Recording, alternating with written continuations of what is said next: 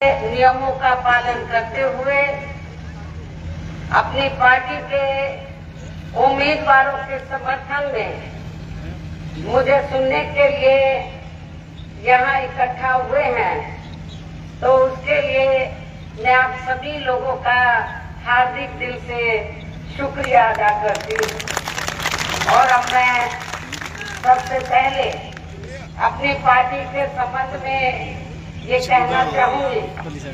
कि हमारी पार्टी ये चुनाव आपके हिमाचल प्रदेश की लगभग सभी विधानसभा की सीटों पर अकेले अपने बलबूते पर ही पूरी तैयारी व दमदारी के साथ चुनाव लड़ रही है। अर्थात हमारी पार्टी आगे बताना। इस चुनाव में यहाँ किसी भी पार्टी के साथ किसी भी प्रकार का कोई चुनावी समझौता आदि नहीं किया है। इतना ही नहीं,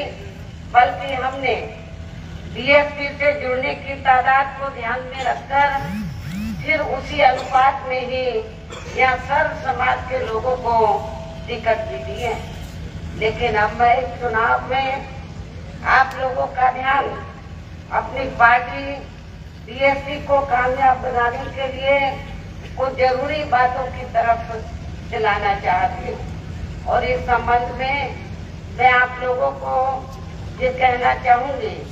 कि अपने देश को आजाद हुए तथा भारतीय संविधान को भी लागू हुए अब यहाँ बरसों बीत चुके हैं, और इस लंबी अवधि में केंद्र में आपके प्रदेश में भी पार्टी का है एक मिनट किंतु दुख की बात यह है कि इस दौरान यहाँ सभी विरोधी पार्टियों की रही सरकारों में आपके प्रदेश सहित पूरे देश में भी यहाँ दलितों, खासकर यहाँ दलितों, आदिवासियों, पिछड़े वर्गों, मुस्लिम व अन्य धार्मिक अल्पसंख्यकों के साथ साथ गरीबों, मजदूरों, किसानों, व्यापारियों एवं अन्य मेहनतकश लोगों का भी सही से विकास व उत्थान आदि नहीं हो सका है। और इस संदर्भ में मैं विशेषकर यहाँ दलितों, आदिवासियों व अन्य पिछड़े वर्गों के लोगों को ये भी बताना चाहती हूँ कि इन्हें परम पूज्य बाबा साहब डॉक्टर भीमराव अम्बेडकर के कड़े संघर्ष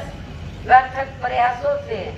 भारतीय संविधान के तहत मिले अधिकारों में से सरकारी नौकरियों में, विशेषकर सरकारी नौकरियों में जो इन्हें आरक्षण की सुविधाएं मिली हैं,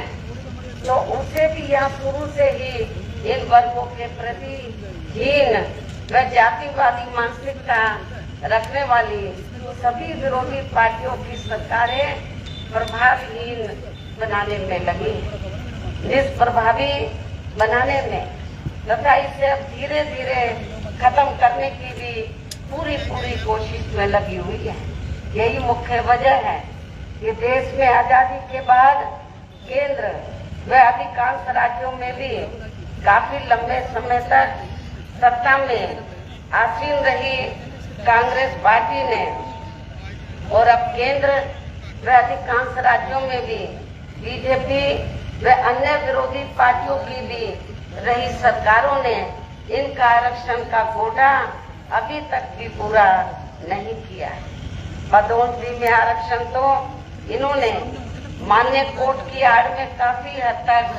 खत्म ही कर दिया है, और इस मामले में लगभग यही खराब स्थिति हमें यहाँ आपके हिमाचल प्रदेश में भी देखने के लिए मिल रही है। इसके साथ ही अब इन वर्गों के लोगों को प्राइवेट सेक्टर में आरक्षण दिए जाने की व्यवस्था किए बिना ही केंद्र व राज्य सरकारों के भी ज्यादातर सरकारी कार्य यहाँ प्राइवेट सेक्टर के जरिए ही देश के बड़े बड़े पूंजीपतियों व धनराशियों आदि को ही दिए जा रहे हैं, जिसके कारण अब पूरे देश में इन वर्गों के लोगों को आरक्षण का बहुत कम ही लाभ मिल पा रहा है। इसके साथ साथ यहाँ मैं अन्य पिछड़े वर्गों के लोगों को भी ये बताना चाहती हूँ कि इन्हें मंडल कमीशन की रिपोर्ट के तहत आरक्षण की ये सुविधा केंद्र में कांग्रेस व बीजेपी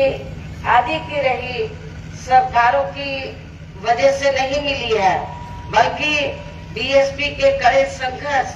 व अथक प्रयासों से ही श्री बीपी सिंह की सरकार में ही इन्हें ये सुविधा मिली है, जिसका भी विरोधी पार्टियां इन्हें पूरा लाभ नहीं दे पा रही हैं। इतना ही नहीं, बल्कि श्री बीपी सिंह की सरकार में ही इन वर्गों के मसीहा परम पूज्य बाबा साहब डॉक्टर भीमराव अम्बेडकर को भी भारत रत्न की उपाधि से सम्मानित किया गया था, जिसके लिए वो हर प्रकार से पात्र भी थे। यहाँ मैं ये भी कहना चाहूंगी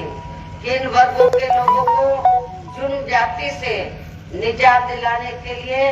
जो भी नियम व कानून आदि बने हैं, तो उन पर भी अब केंद्र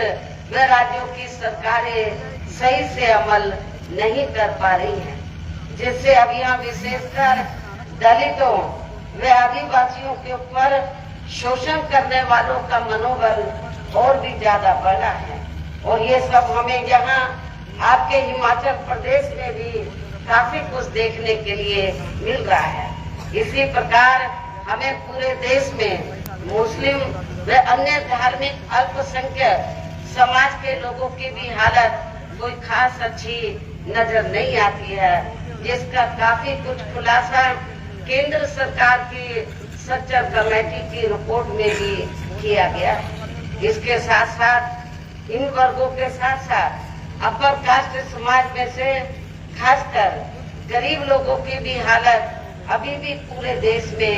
काफी ज्यादा खराब व दयनीय ही बनी हुई है। इनके अलावा आपके प्रदेश सहित पूरे देश में सर्व समाज में से विशेषकर यहाँ गरीब, मजदूर, किसान, कर्मचारी, व्यापारी एवं अन्य मेहनतकश लोग भी अपनी विभिन्न समस्याओं को लेकर अभी भी हमें काफी ज्यादा दुखी ही नजर आते हैं। और इनमें से किसान वर्ग तो केंद्र की वर्तमान भाजपा सरकार द्वारा बनाई गई गलत नीतियों के कारण काफी ज्यादा परेशान व आंदोलित भी रहा है और अभी भी है। किंतु इन सबकी मुख्य वजह हमारी पार्टी केंद्र में आपके हिमाचल प्रदेश में भी यहाँ अब तक रही सभी सरकारों की जातिवादी, पूंजीवादी एवं संकीर्ण मानसिकता के तहत बनाई गई उनकी गलत नीतियों एवं गलत कार्य प्रणाली को ही काफी हद तक जिम्मेवार मानकर चलती है। और इस मामले में खासकर इनकी गलत आर्थिक नीतियों की वजह से ही आए दिन यहाँ पूरे देश में गरीबी, बेरोजगारी एवं महंगाई आदि भी काफी ज्यादा बढ़ रही है, जबकि इस मामले में शुरू से ही हमारी पार्टी केंद्र व राज्यों की सरकारों से भी हर स्तर पर ऐसी नीति अपनाने की लगातार ये मांग करती आ रही है कि देश में पूंजीपतियों व धंधा सेठों आदि का विकास होने की बजाय यहाँ गरीब व आम लोगों का ही विकास होना चाहिए। तभी फिर वास्तव में यहाँ की जनता अपनी गरीबी, बेरोजगारी, महंगाई व अन्य सभी समस्याओं